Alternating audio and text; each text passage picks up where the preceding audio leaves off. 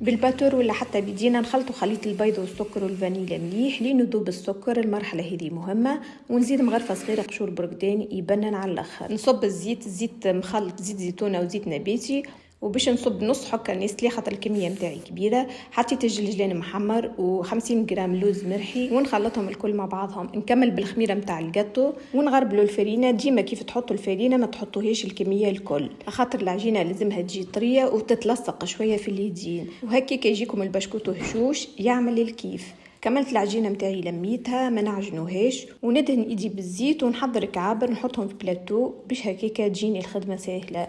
ونتعدى نشكل كعبات البشكوتو. ديما نستعمل الماكينه التقليديه الزمنيه. نشكل دي بودان طوال 3 ولا 4، ومن بعد تقسموهم كما تحبوا طوال والا قصار، ونحطهم في طبق مدهون بشويه زيت. ندخلهم للفور على 180 درجه لين يطيبوا يا حمار. وما نحكي لكمش على الريحه والبنه.